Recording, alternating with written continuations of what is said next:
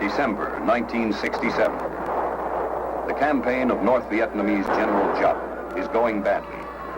The Americans are applying the pressure on a dozen battlefields. His troops are taking mounting casualties and suffering from a loss of morale. He desperately needs a major victory. But the target he selects hands him one of the costliest defeats of the war and gives the Allies spectacular confirmation that a ground battle can be won by air power. Khe Sanh, an Allied base manned by U.S. Marines and 1 battalion of South Vietnamese Rangers. Cornerstone of the defense line where the demilitarized zone and the Laotian border meet. The mountains surrounding Khe Sanh overlook the Ho Chi Minh Trail. To Giap and to some Western observers, Khe Sanh's similarity to Dien Bien Phu make it a lucrative target, one that might bring a victory as decisive as the one that forced the French withdrawal a decade before. Into the area, Giap moves 2 full divisions, more than 20,000 men, and positions them to surround the 6,000 defenders. A 3rd division is moved toward the Marine base at Camp Carroll.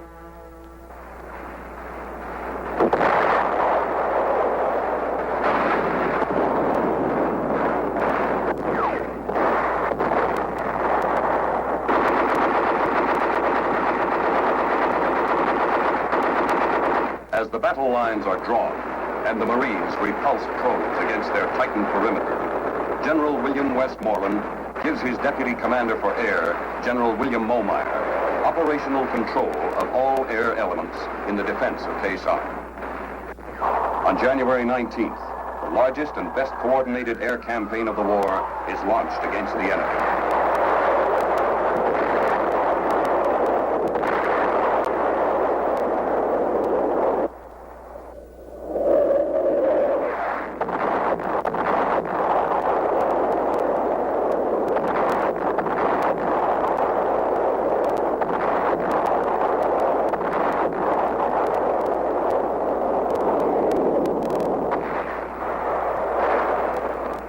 With land routes blocked, every ounce of food, every round of ammunition must be flown in to the besieged Marines across an air bridge that is always busy, always dangerous. Enemy gunners score a hit on an A-4 flown by Marine Major Bill Loftus. But Loftus is quickly recovered by Marine choppers and returned to Khe Sanh.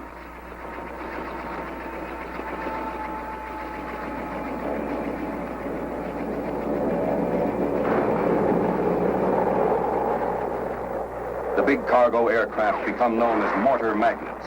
But in spite of the mortars, in spite of enemy anti-aircraft fire, in spite of bad weather, the air bridge is never cut.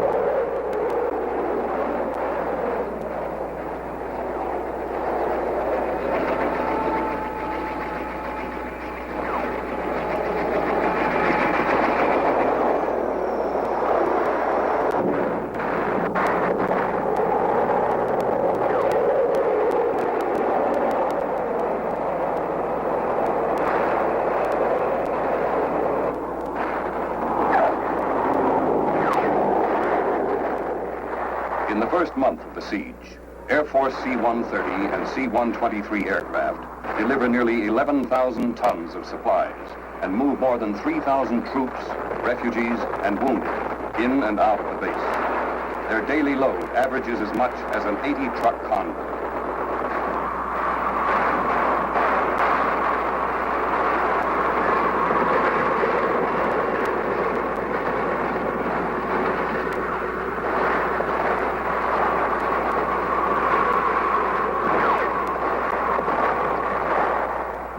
A handful of Air Force aerial port personnel, under constant enemy fire, load and offload as many as 30 aircraft in a day.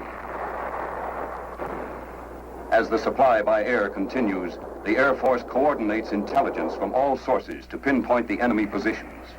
Air Force reconnaissance crews are able to penetrate the jungle canopy and zero in on enemy targets with highly sophisticated electronic and photographic devices that detect the enemy's slightest move. They often locate more than 300 targets a day. Jop's plan calls for a quick victory. He steps up the intensity of his assault, scores a hit on the Marine ammunition dump.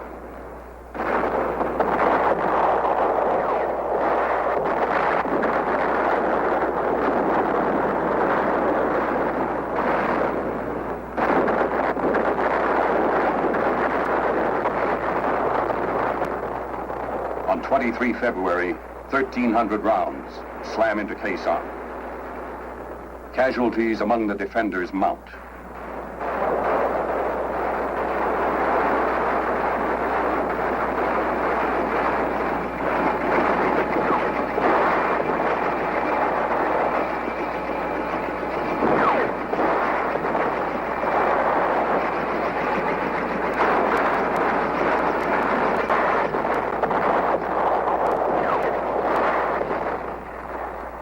The Marines burrow deeper and call for suppressive fire from fighter aircraft.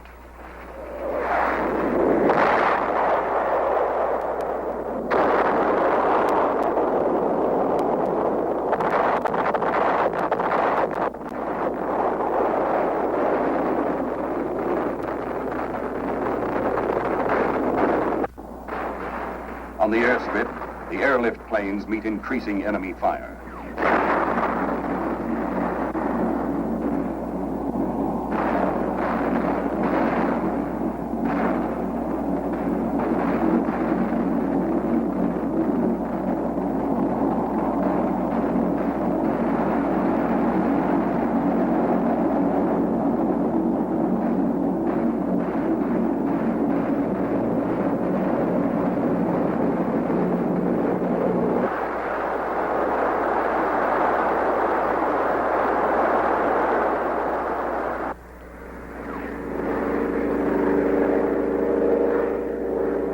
Intensifying barrage forces the planes to deliver the goods by parachute. The communists are steadily increasing their attack. The specter of Dien Bien Phu is revived in American headlines. But what the French lacked, the Americans have in overwhelming strength, the decisive element of air power.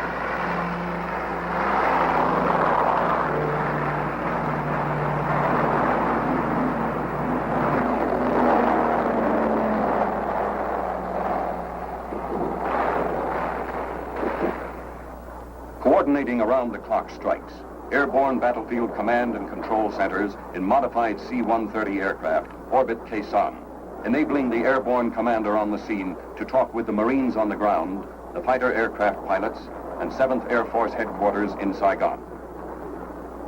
Armed with the latest target information, the ABCCs direct the forward air controllers, who in turn direct the fighter bombers to enemy positions within yards of the Marines' perimeter.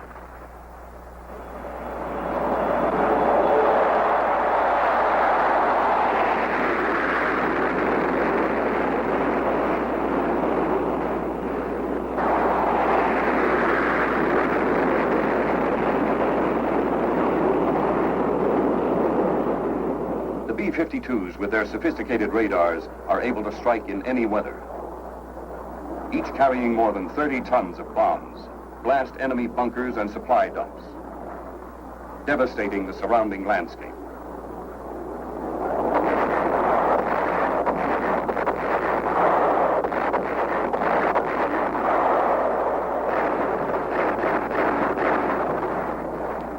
At night, unseen and unheard, until their payloads hit, they strike terror into the hearts of the communist troops.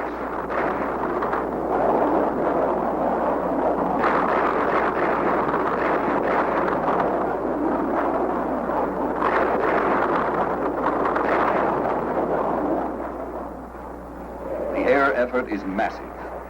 In February and March, General Momeyer directs more than 21,000 sorties in defense of Khe Sanh.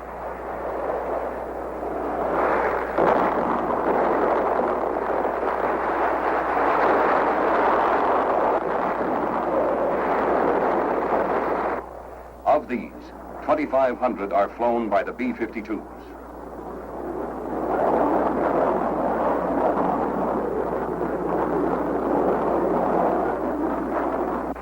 During the same time period, Marine artillerymen at Khe Sanh and Army gunners firing from bases many miles away lobbed thousands of shells at the enemy.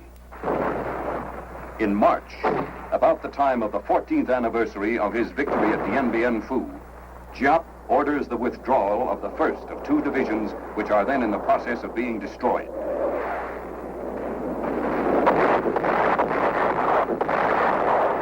At the same time, the monsoon lifts, clearing the skies for a growing stream of airlift and medevac aircraft. Tactical fighters continue their precise attacks, complementing the heavy bombardment of the B-52s, increasing the pace of the enemy withdrawal. The Marines move out in pursuit of the enemy. Now the extent of the communist defeat becomes more apparent. The debris left on the battlefield is mute testimony. Stockpiles of ammunition, rockets, mortars, and automatic weapons, laboriously packed down the Ho Chi Minh Trail, are abandoned. Captured North Vietnamese troops provide added facts. One regiment is reported to have lost 75% of its 2,000 men. Mass desertions to escape the bombing are not uncommon. Giap's soldiers were existing on starvation rations. Total enemy losses are estimated at 15,000 men. The long siege is over. On April 7th, the President of the United States sends a message to the armed forces in Southeast Asia. The relief of the forces which have held the base at Khe Sanh is an occasion for me to express the pride and confidence I feel in those who are carrying forward the nation's struggle against aggression in Southeast Asia. The enemy intended to overrun the base at Khe Sanh.